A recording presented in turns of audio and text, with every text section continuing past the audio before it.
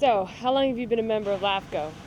I was the first member of LAFCO in 2001 when I bought the LAFCO bus on eBay and decided to create a fully self-sufficient nomadic video studio on wheels.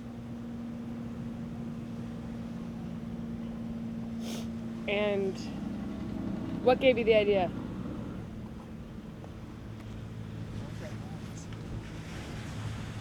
Well, I was always attracted to this. Like my first car was a old VW bus when I was 16, and I wanted to be able to sleep in it and travel in it, and the whole idea of being able to like be home wherever you are and be able to go anywhere. I just can't imagine anything more exciting.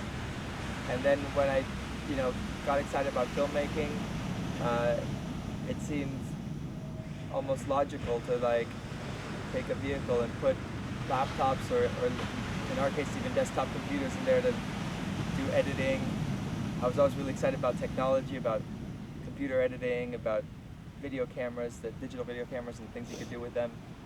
But Roger, who we traveled with in 2001, always made a good point. He said, it could be filmmaking or it could be anything else. It doesn't have to be filmmaking. The whole point is just that we're going around and being creative and interacting with people. I think that's the most meaningful side of it. And what's the future of LAFCO?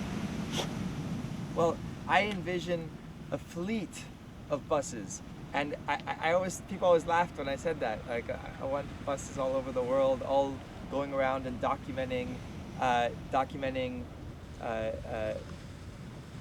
I don't want to use the word, documenting grassroots creativity, which happens everywhere. Like, what we've always done is just gone around and searched for musicians, poets, painters that maybe haven't been recognized by mainstream media, but who are incredible nonetheless.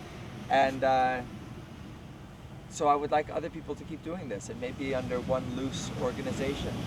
And maybe it won't always be called LAFCO, but we already have our second big bus, and this has been used to make our first narrative feature film called Fix. And but it's more about a spirit, I think, that we're trying to capture of freedom and thinking outside the box and seeing people live differently from what's expected. And I moved into the bus after losing my house on Coldwater, and I thought maybe for a few months. Instead I ended up living in it for almost 2 years, and now we have a happy home and we love it there too. But I think we'd be just as happy if we were living in a little yam like this, traveling around.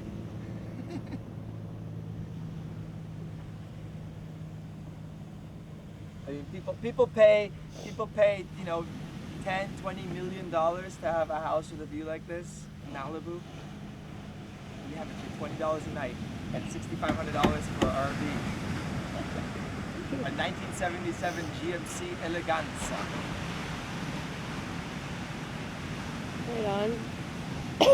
And do you see LAFCO ever making? What's your thoughts on big budget filmmaking? I used to be totally against big budget filmmaking because I really believe that the camera's like a paintbrush or a pen, and you can just pick it up and make a film with it for nothing, for just the price of the tape, or now you don't even use tape anymore. So that's really exciting to me. On the other hand, having made my first feature and seeing the type of interaction that happens when you have a larger group, and I love working with casting and with production designers and with every aspect of the narrative filmmaking process is much more exciting than I ever thought it would be. So a bigger budget would just mean more of that. So that might be fun, but I don't think it's necessary or essential to making a good movie. I think you can make a really good movie without it. It just would be fun to, if you had a story that called for it, whether it was a period piece or like the film we saw last night of the Last King of Scotland. Obviously that wasn't cheap to make, but it seemed like it would be a fun, type of thing to do, to be able to travel and, Sorry. That's all right. Just so I know, this is supposed to zoom, right? You can zoom it. No, it's zoom by hand here. But then it's really See? rough. I know, but I have the. Yeah, this Oh is no, wait! Now I easier. turned up the focus. Hold on. I did that before. I hope it was okay. Yeah, this is see the focus that says it in feet. Uh-oh. 16, 22 feet. I hope It'll be it's fine. okay. Oops.